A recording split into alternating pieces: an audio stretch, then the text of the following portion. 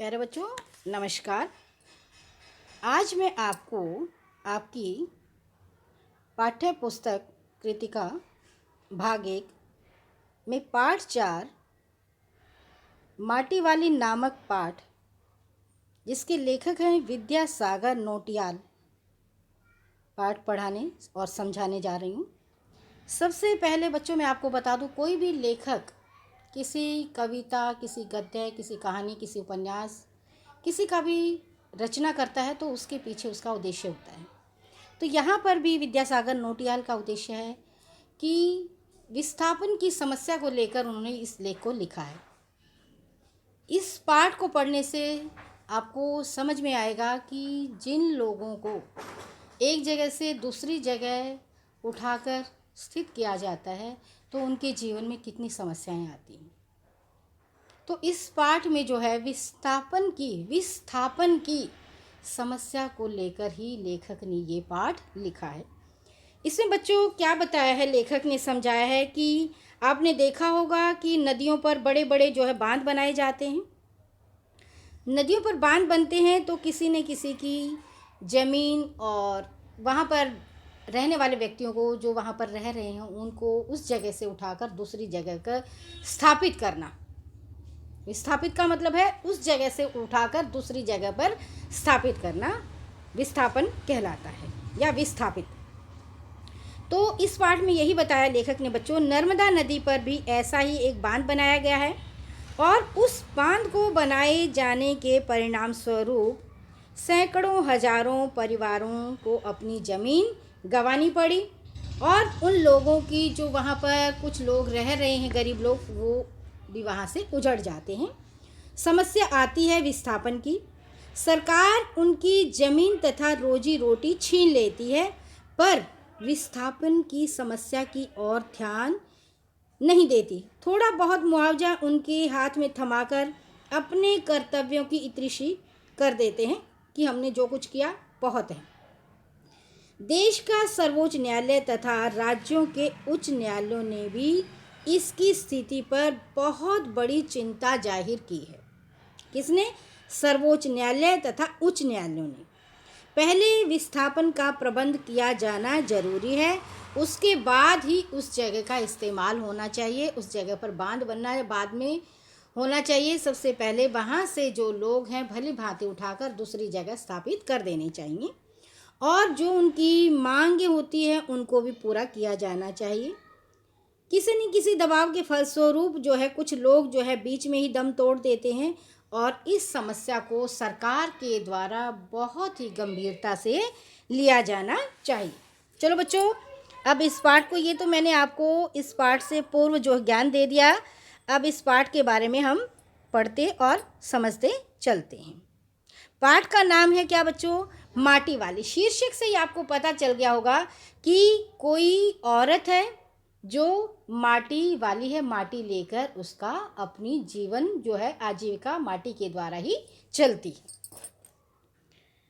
ठीक है बच्चों, इस पाठ को मैं अब समझा रही हूँ। सभी बच्चे जो हैं ध्यान से, बड़े आराम से समझते चलेंगे। इस कहानी में एक ऐसी ही स्त्री का वर्णन किया है बच्चों। ठीक है, आप देखिए, उसने जो है सिर पर एक कंटर ले रखा है बच्चों, दिखाई दे रहा है आपको, जो घर घर में लाल मिट्टी पहुंचाती है। बच्चों आपको पता होगा पहले जो है घरों में जो है चूल्हे जलाए जाते थे, उसमें जो है भोजन पकाया जाता था। तो ये जो स्त्री है माटी वाली, ये सभी के घरों में जो है मिट्टी पहुंचाती है। उसका कोई प्रतिद्वंदी नहीं है, मतलब जो है उसका द्वंद्व करने वाला उसके साथ दूसरा कोई, जैसे आपने देखा होगा दुकानदार बहुत सारे होते हैं, तो ये होता प्रतिद्वंदी। उसका कोई प्रतिद्वंदी नहीं था, उसकी तरह कोई भी और माटी लेकर आने वाला उस गांव में, शहर में नहीं था। उसके बिना टिहरी शहर के घरों में कौन से स्थान का वर्णन बच्चों? नर्मदा नदी के उस पर वर्णन किया गया है। और स्थान कौन सा है? टिहरी। टिहरी के घरों में चूल्हा जलने का काम जो है वो कठिन प्रतीत होता है। आपको पता है चूल्हे को लीप कर ही तब उसमें भोजन बनाया जाता है। लोगों के सामने रसोई और भोजन कर लेने के बाद अपने चूल्हे चौके की लिपाई इस प्रकार की मिट्टी से ही की जाती थी। ठीक है बच्चों, किसकी?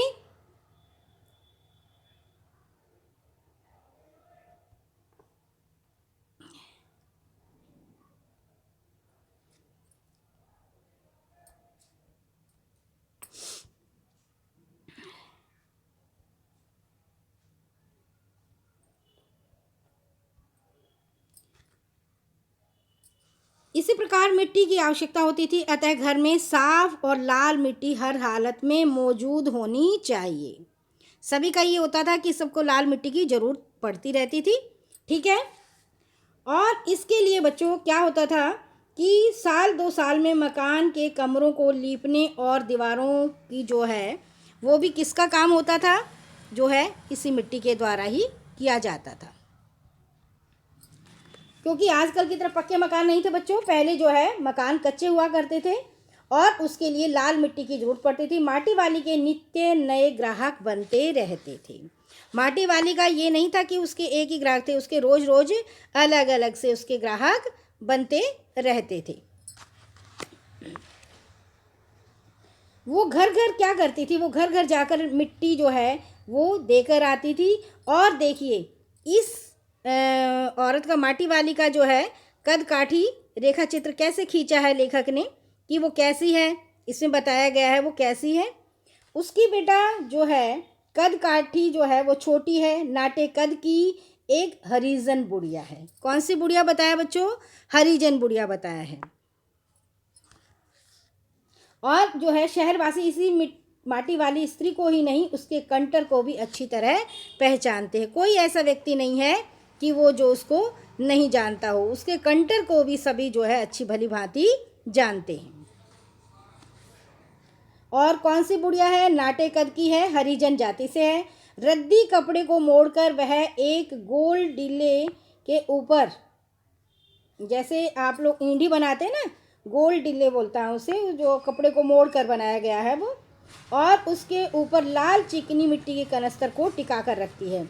उसके ऊपर कभी उसको ढक्कन लगे नहीं देखा है। वो ढक्कन को क्या करती है, निकाल कर फेंक देती है। उसके ऊपर जो है कंटर जो है उसके ऊपर बच्चों ढक्कन नहीं है, और उसे मिट्टी भरने और खाली करने में इससे क्या होती है, सुविधा होती है, तो इसलिए उसने जो है उसको निकाल रखा है ढक्कन को। ठीक है। अब बच्चों वो एक घर में माटी उड़ेलती है तो उस घर की मालकिन उसे खाने के लिए क्या करती है, 2 रोटियां दे देती है। जिस उसने वो माटी उड़ेली है तो उसमें उसने जो है उसे 2 रोटियां दे दी गई हैं जिस घर में वो, तो उसने क्या कहा उसे, वह कपड़े की एक रोटी जो है, एक कपड़े के अंदर क्या करती है वो, जो उसे 2 रोटियां दी गई उसमें क्या करती है वो, एक अपने कपड़े में जो है अपनी रोटी को छुपा लेती है, रख लेती है अर्थात, और कहती है कि वो भाई चाय तो बहुत बढ़िया साग है, और एक को खा लेती है। मालकिन उसे पीने के लिए पीतल के गिलास में चाय देती है। मालकिन उसे किस चीज़ में चाय देती है बच्चों, पीतल के गिलास में।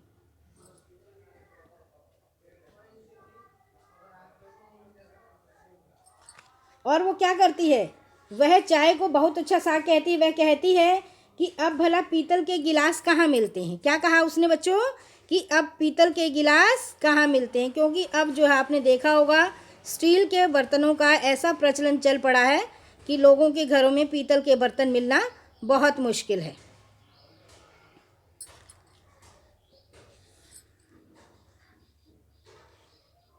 और पूछती है कि तुमने ये संभाल कर रखे हुए हैं। मालकिन उन्हें क्या कहती है, पुरखों की गाढ़ी कमाई की निशानी बताती है।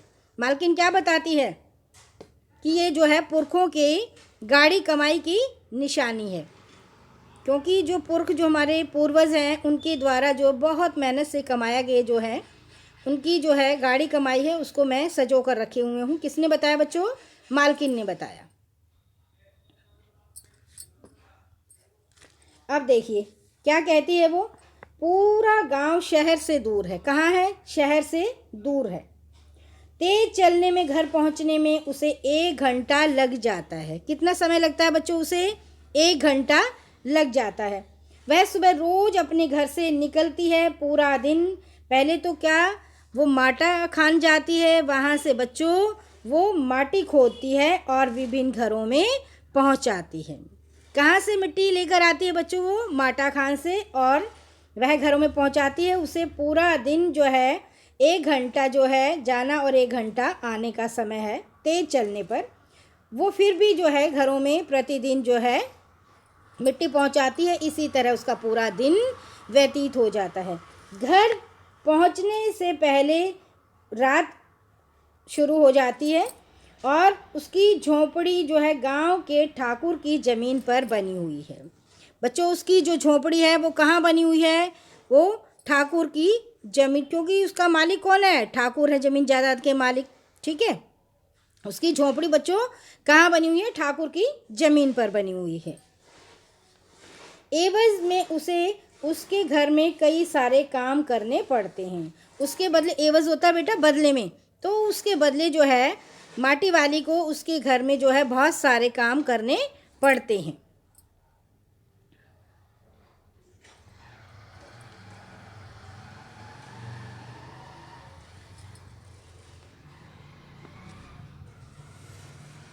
अब बच्चों, अब वो क्या करती है, उसने जो है बूढ़े के लिए अब जो है, क्यों उसने रोटी रख ली है, अब उसको रोटी खिलाने के लिए वो सोचती है कि अब वो क्या करती है, एक पाव प्याज खरीद लेती है। उसने सोचा कि प्याज कूट कर जो है उसमें तल देगी और उसके साथ वह अपने बूढ़े को 2 रोटियां परोस देगी। किसने सोचा? माटी वाली ने सोचा।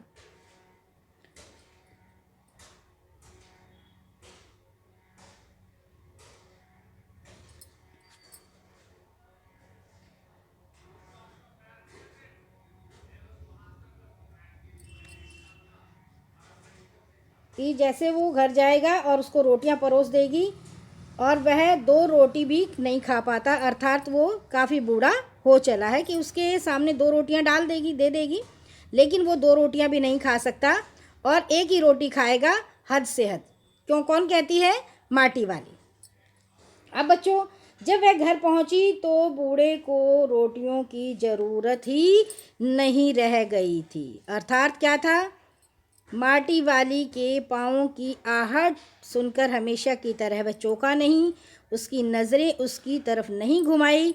घबराई हुई माटी वाली ने उसे छू कर देखा तो वह माटी को छोड़कर जा चुका था। माटी को छोड़कर होता बच्चे, इस शरीर को छोड़कर वो भगवान के पास चला गया था।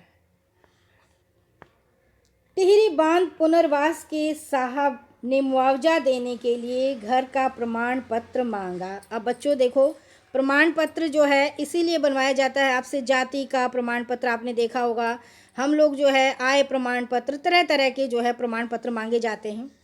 तो अब वो जो है पुनर्वास के लिए जैसे गई है तो उससे मांगा गया कि आप अपना प्रमाण पत्र दिखाओ। किसके द्वारा मांगा गया? तहसीलदार के द्वारा।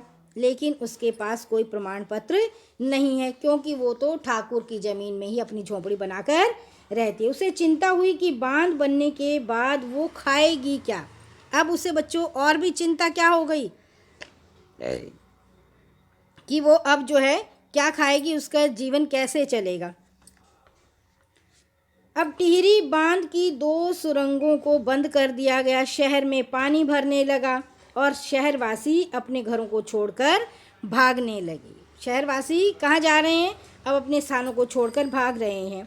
माटी वाली भी अपनी झोंपड़ी में बैठी रही। अब माटी वाली बेचारी कहाँ जाए?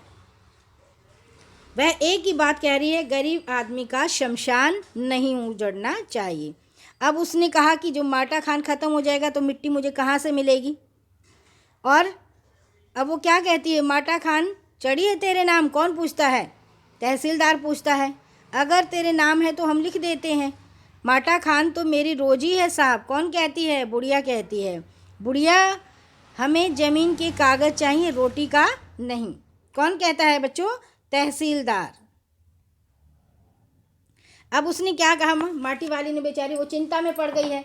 क्या कह रही है कि अगर बांध बन गया तो वो खाऊंगी क्या साहब?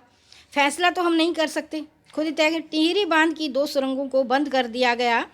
और क्यों बंद कर दिया गया बच्चों? क्योंकि उसमें पानी भरने लगा। शहर के आपाधापी मची है, शहर से लोग भाग रहे हैं। शहरवासी अपने घरों को छोड़कर वहाँ से भागने लगे। पानी भर जाने के कारण कुल जो शमशान घाट भी डूब गए हैं। माटी वाली अपनी झोपड़ी के बाहर बैठी है। देखो, आपको दृश्य भी दिखाई दे रहा है। और गांव के हर आने जाने वाले से एक ही बात कह रही है। क्या कह रही है बच्चों? गरीब आदमी का शमशान नहीं उजड़ना चाहिए, क्योंकि अर्थात उसके जो बूढ़ा है उसका भी देहांत हो गया है, तो अब शमशान तक उसका उजड़ गया है। धन्यवाद बच्चों, आप लोगों को पाठ अच्छे से समझ आ गया होगा। ठीक है, अगली वीडियो में आपको प्रश्न अभ्यास समझाऊंगी।